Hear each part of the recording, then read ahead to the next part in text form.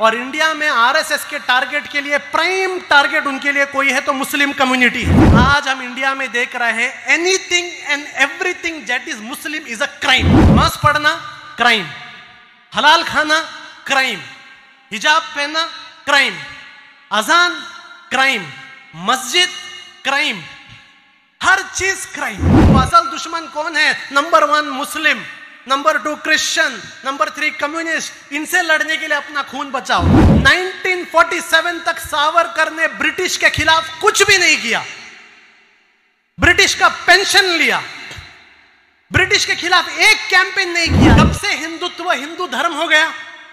कब से आरएसएस का एक आइडियोलॉजी जो सावरकर के नाम एक शख्स ने जिसको प्रमोट किया था, कब उसका आइडियोलॉजी हिंदू धर्म का आइडियोलॉजी हो गया? एक कम्युनिटी को टारगेट करने के लिए पूरी की पूरी गवर्नमेंट मशीनरी को इस्तेमाल किया जा रहा है। क्या है ये बुलडोजर? कितने आरएसएस वालों के घरों में बुलडोजर आए? कितने बीजेपी के घरों वाले में बुलडोजर आए? क्यों ये बुलडोजर सिर्फ मुसलमानों के घरों में आ रहे हैं? क्यों? ये बीजेपी आरएसएस का टारगेट। ये जो आज हमारा कैंपेन है, ये जो कॉन्फ्रेंस है, सेव द रिपब्लिक नाम का एक कैंपेन जो पॉपुलर फ्रंट ऑफ इंडिया ने 26 जनवरी को कन्याकुमारी से शुरू किया था। देखिए, पॉपुलर फ्रंट को जो लोग जानते हैं, जो पॉपुलर फ्रंट को स्टडी करते हैं, वो लोग एक बात जानते हैं कि पॉपुलर फ्रंट शुगर कोटेड बात नहीं करता। हम ये शुगर कोटेड, चॉकलेट, ऐसे मीठे मीठे बातें हम नहीं करते। जो है वो हम बोलते हैं, जो सच है वो हम सामने रखते हैं। हमें अगर एक कैंपेन करना था तो कोई शुगर कोटेड जोड़ो तोड़ो इस तरीके का कैंपेन हमें नहीं करना है। हमें डायरेक्ट कैंपेन करना है। इंडिया के अंदर डायरेक्ट प्रॉब्लम क्या है, उस प्रॉब्लम को एड्रेस करना है। ऐसे एक टाइम पर भी अगर आप इंडिया के प्रॉब्लम को डायरेक्ट एड्रेस नहीं करोगे तो कब करोगे? इंडिया में प्रॉब्लम सिर्फ मुसलमानों को नहीं है, इंडिया में प्रॉब्लम सिर्फ एक संगठन को नहीं है, इंडिया के अंदर प्रॉब्लम सिर्फ किसी एक कम्युनिटी, एक पार्टी को नहीं है। अगर इंडिया के अंदर जो प्रॉब्लम है, फ्यूचर में जो प्रॉब्लम आने वाला है, वो प्रॉब्लम इंडिया के रिपब्लिक को है, इंडिया के डेमोक्रेसी को है, इंडिया के कॉन्स्टिट्यूशन को है। ये बड़ा प्रॉब्लम है। मुसलमानों के बारे में बात करने की जरूरत नहीं, मुसलमान अपने बारे में खुद बात कर सकते हैं। कम से कम कॉन्स्टिट्यूशन के बारे में तो बात कीजिए, कम से कम रिपब्लिक के बारे तो बात कीजिए, कम से कम हमारे जो कॉन्स्टिट्यूशनल राइट्स हैं उसके बारे में तो बात कीजिए। यह चीज आवाम के सामने लेके जाने के लिए पॉपुलर फ्रंट ने यह कैंपेन किया। इस कैंपेन में हमने सीधा कहा कि इंडिया का थ्रेट क्या है और कौन लोग हैं जो इंडिया को टारगेट कर रहे हैं, और कौन लोग हैं ये टारगेट करने से कल इंडिया में क्या होने वाला। ये चीजों को हमने क्लियर किया इस कैंपेन में। इंडिया में बैठे वाला एक संघ परिवार जिसका एक आइडियोलॉजी है जिसको वो हिंदुत्व आइडियोलॉजी कहते हैं, आज से 20-25 साल पहले उस आइडियोलॉजी को कोई नहीं पसंद करता था। हिंदू धर्म के लोग भी हिंदुत्व को उन्होंने रिजेक्ट कर दिया था, रिजेक्ट कर दिया था हिंदुत्व को। लेकिन आज हिंदुत्व को इंडिया का मेन स्ट्रीम आइडियोलॉजी बनाया जा रहा है, हिंदुत्व को नॉर्मलाइज किया जा रहा है। आप हिंदुत्व के बारे में क्रिटिसाइज करेंगे तो मीडिया चैनल्स कहते हैं देखो हिंदू धर्म को क्रिटिसाइज कर रहे हैं। कब से हिंदुत्व हिंदू धर्म हो गया? कब से आरएसएस का एक आइडियोलॉजी जो सावरकर के नाम एक शख्स ने जिसको प्रमोट किया था, कब उसका आइडियोलॉजी हिंदू धर्म का आइडियोलॉजी हो गया? यही काम 2014 से फुल फ्लेज में हो रहा है। इंडिया को चाइना की तरह, रशिया की तरह एक सिंगल पार्टी, एक रूल कंट्री बनाने की कोशिश की जा रही है। चाइना में आप ऐसा प्रोग्राम नहीं कर सकते, रशिया में आप ऐसा प्रोग्राम नहीं कर सकते, सीरिया में आप ऐसा प्रोग्राम नहीं कर सकते, क्योंकि वहां पर डेमोक्रेसी नहीं है, वहां पर सिंगल पार्टी रूल है। इजिप्ट में आप नहीं कर सकते, बहुत सारे डिक्टेटर कंट्री में आप नहीं कर सकते। और बीजेपी चाहती है, आरएसएस चाहती है इंडिया के अंदर भी जो ये डेमोक्रेटिक राइट्स है, इस डेमोक्रेटिक राइट्स को छीन लिया जाए ताकि इंडिया को भी चाइना के जैसा बनाया जाए, इंडिया को भी रशिया के जैसा बनाया जाए, इंडिया को भी जो है सीरिया के जैसा बनाया जाए। ये बीजेपी आरएसएस का टारगेट है।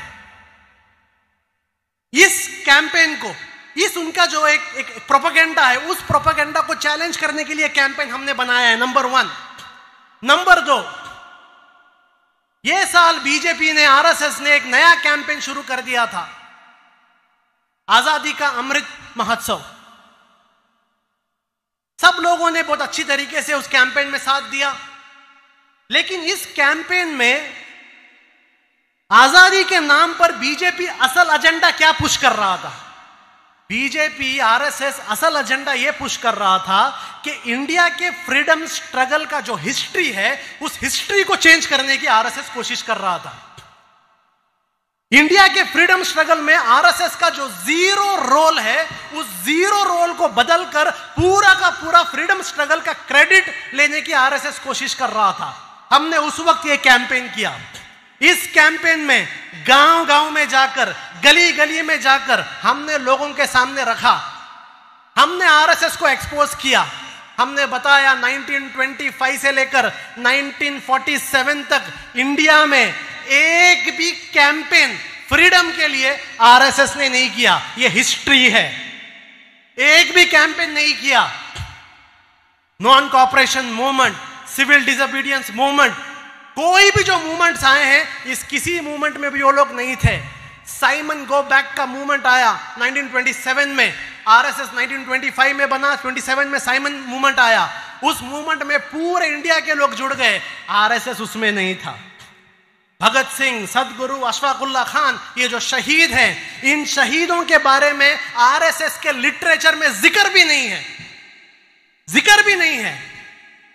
और आरएसएस की सच्चाई पॉपुलर फ्रंट नहीं बता रहा। उस वक्त 1939 में ब्रिटिश की होम डिपार्टमेंट ने एक रिपोर्ट प्रेजेंट किया था। ब्रिटिश की होम डिपार्टमेंट ने एक रिपोर्ट प्रेजेंट किया था। उस रिपोर्ट में ब्रिटिश की होम डिपार्टमेंट ने आरएसएस को सर्टिफिकेट दिया था कि आरएसएस से हमें कुछ भी प्रॉब्लम नहीं, आरएसएस से हमें कुछ भी प्रॉब्लम नहीं। ये गद्दारी का काम करने वाले आरएसएस हैं। वो लोग सोच रहे थे किसे लीडर बनाएं। अपने पहले सरसंघ चालक हेडगेवर को वो लोग हीरो बनाना चाहते थे, लेकिन हेडगेवर का प्रॉब्लम यह था कि वो जिंदगी में एक बार जेल गया था। मेरे स्टेज में भी यहां बहुत सारे लोग हैं जो जेल को गए हैं। हेडगेवर का बायोग्राफी में आता है कि जब वो जेल में गया था, जेल से बाहर आने के बाद उसके कपड़े उसको फिट नहीं हो रहे थे क्योंकि इतना मोटा हो गया था। जेल में जो जाते हैं वो दुबले हो जाते हैं। यह आदमी जेल में जाके मोटा कैसे हो गया? उसी बायोग्राफी में आता है कि उस जेल का जो ब्रिटिश जेलर था, उसके साथ हेडगेवर के बहुत अच्छे ताल्लुकात थे। ये जो दुश्मनों के साथ एडजस्टमेंट का भी आरएसएस का हिस्ट्री है, 1-2 साल का नहीं है। जब से आरएसएस शुरू हुआ है तब से ब्रिटिश के साथ उनका एडजस्टमेंट का हिस्ट्री है। गोलवालकर को प्रमोट नहीं कर सकते, क्यों?